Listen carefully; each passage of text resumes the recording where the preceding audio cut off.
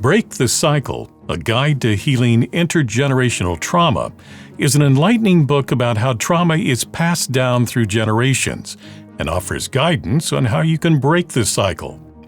Hi, I'm Dan Skinner, and this is Some Books Considered.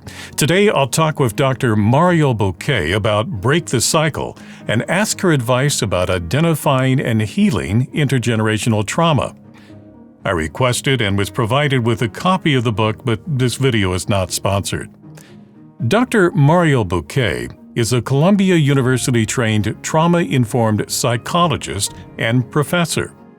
Dr. Buque, welcome to Some Books Considered. Thank you so much for having me. Well, let's start with the definition of the term intergenerational trauma. What does that mean?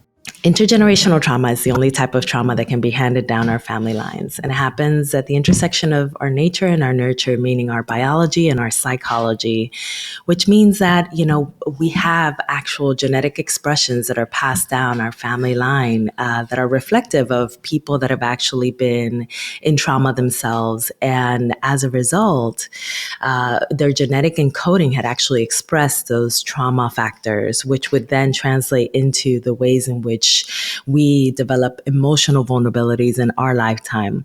And then fast forward to when we're born, we actually can be born into a home where maybe emotional chaos is the norm, or maybe a parent is still in their own traumatized state and can miss really emotionally attuning with us, or we can experience bullying in school, or we can experience a pandemic, right?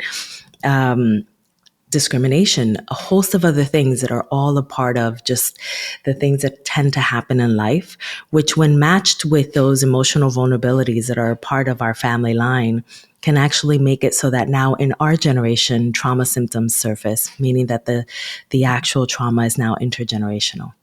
Well, the thing that fascinates me about this is you mentioned that it can be biological as well as psychological and even sociological, in that if things happen to whole communities, that certain things get passed down through the generations. That's right. The important thing to consider about intergenerational trauma is that it has a collective trauma element that is really important for us to also integrate into our understanding of what intergenerational trauma is, because there are things that can happen to a collective of humans.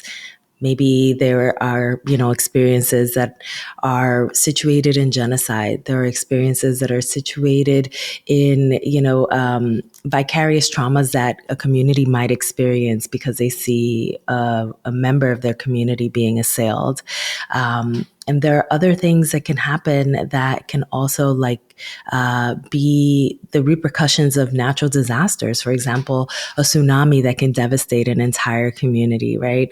Wildfires and all of these things are all a part of what can happen to one specific group that can also factor into how intergenerational trauma is then internalized and then also subsequently and many times subconsciously passed down. The other aspect of this that I find interesting, and I'm curious what you have to say about how this impacts on us on an individual level, because clearly things do get passed down, but you may not be aware of what happened in previous generations that are manifesting in your life. So is it important for us to learn about what happened in the past, or can you break that cycle without that knowledge? You don't always have to have the full understanding of everything that happened in the past. But I do find that it can be sometimes helpful to people to understand, especially when we're talking about 1 to 2, maybe 3 generations removed, what some of the trauma responses have been that have been held inside of our family line that have actually been modeled to subsequent generations and have created almost like a collective experience within a family unit that is a trauma. So sometimes, for example, you may have, let's say, a grandparent and also subsequently a parent and then subsequently yourself who had actually been in relationships that have a codependent dynamic, meaning that you kind of rely or maybe over rely on your significant other in order to soothe your emotions, right? And so by understanding that there have been individuals in your family that have also carried those relational characteristics, it can be very helpful in really pinpointing how they took place and what the general ways in which people responded and acted in reference to their to their relationships. That can actually be helpful data for you to then have an understanding around, so that you can start breaking down the ways in which you have actually internalized those very characteristics. Well, I want to talk to you more about your advice about how to break the cycle and how to heal from that in just a moment. But first of all, because there's so much more in the book that we won't be able to talk about, give us a quick overview of the book and how it's organized. So the book is, in essence, a guide, like a healing guide and a healing protocol for anybody who is wanting to step into that process of breaking cycles. And it models the ways in which I, as a psychologist, have therapeutically oriented my clients to actually engage in the process of healing these kinds of layered traumas. So the book itself underscores within each chapter one element of intergenerational trauma. And then within each chapter, there's also a set of tools, one in particular, which is situated at the end of the chapter, but there are a host of other tools that are reflected within the chapter itself that offer an opportunity to start breaking down and healing those elements of intergenerational trauma. For example, there is a chapter on the intergenerational inner child, which is the inner child that basically gets recycled through our family line. And it's the ways in which our parents may have had an inner child wound within them that then becomes the inner child wound that we inherit and internalize and live off of. The same goes for our nervous system. There is an intergenerational element of our nervous system that I also help us to understand in a very comprehensive way within the book. There's a parenting chapter that helps us to understand the ways in which we're building legacies and parenting from a perspective of what will the next generation inherit and what is the legacy that we wish to leave behind.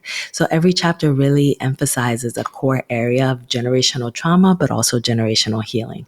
One of the things that you share in the book right at the beginning is an example of sort of the intergenerational trauma in your life.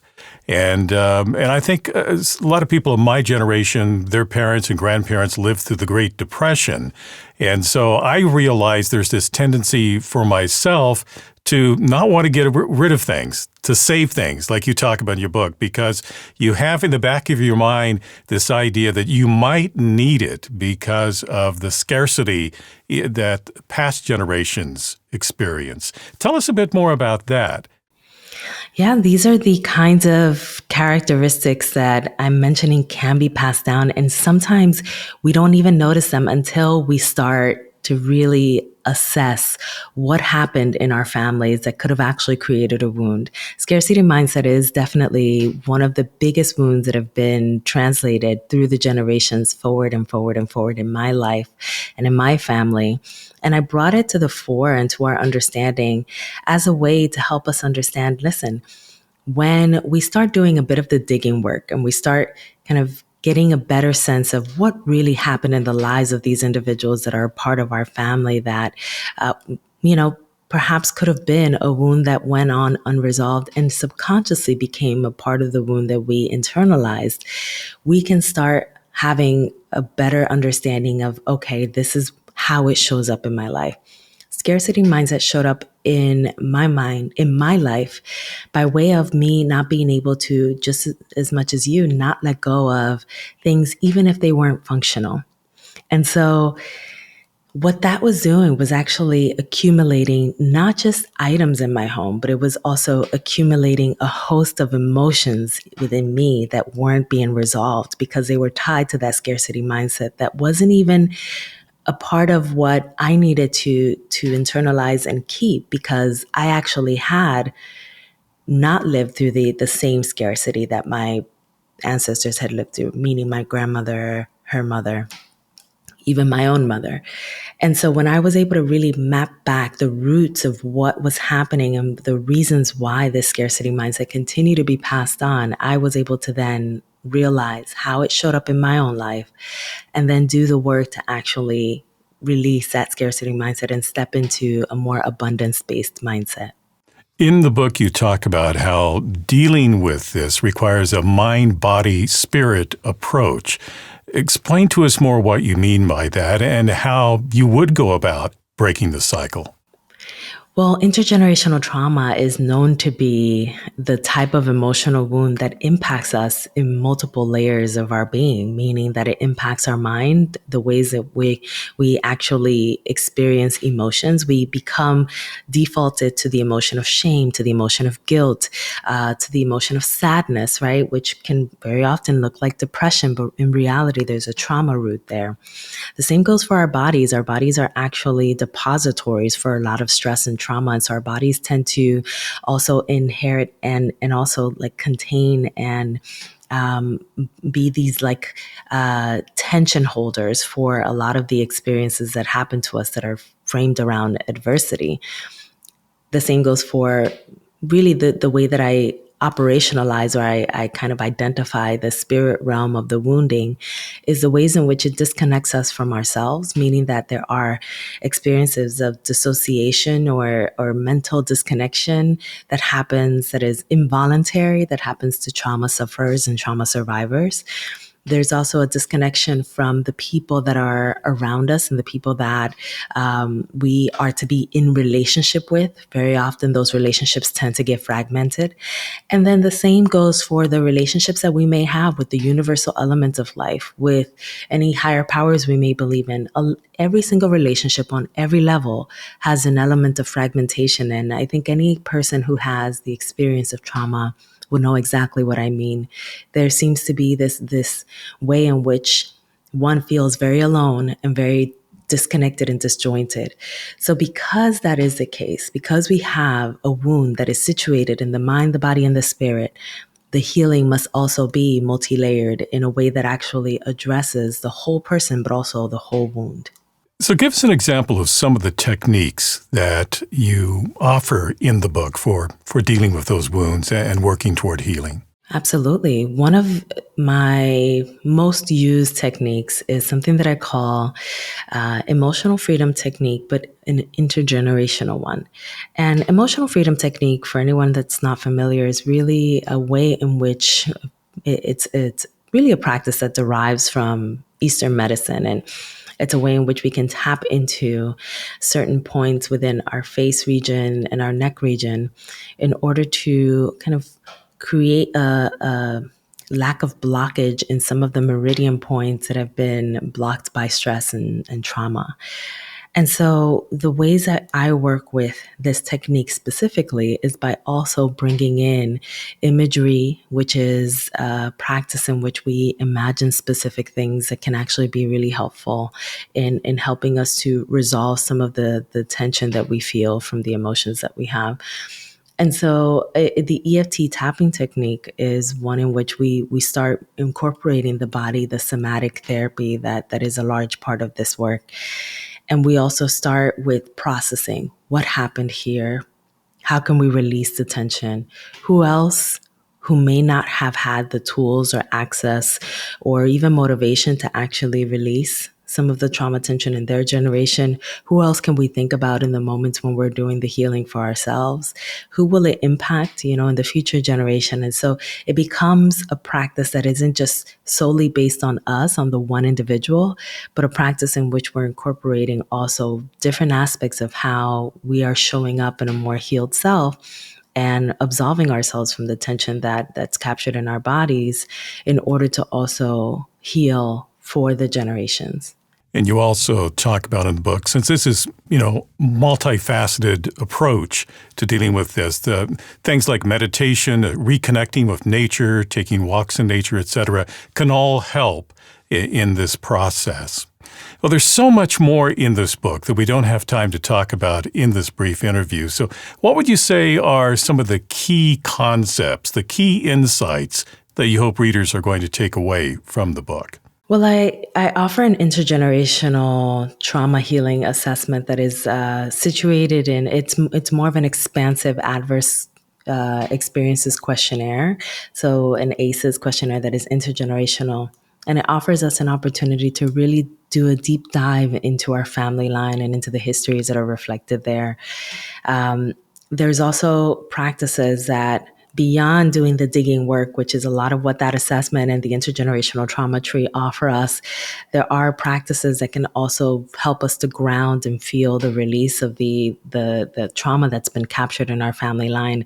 So my hope is that people can see that this book offers a roadmap on really how to do this work in a very comprehensive way that has sustainable effects for ourselves and for the generations that come after us, who we would be also doing the healing for. That's one of the sort of rays of hope that I saw in your book, is that by breaking the cycle now, we have the opportunity to pass down intergenerationally a better situation to our children and future generations. Absolutely. There is always an opportunity to step into that cycle breaker identity and break cycles, regardless of where you are in your life trajectory, regardless of what has happened, and regardless of age, regardless of any kind of identity status. There is opportunity for all of us to really step into breaking cycles. Well, to learn more, the book is Break the Cycle, A Guide to Healing Intergenerational Trauma by Dr. Mariel Buque. Dr. Buque, thank you for talking with me today. Thank you so much for having me. It's been a pleasure. If you'd like to purchase Break the Cycle, I've placed a link for you in the description below. And if you'd like to see more videos about books and their authors on a wide variety of topics, be sure to subscribe, like, and click on the bell to be notified about future programs. I'm Dan Skinner. Thank you for watching this edition of Some Books Considered.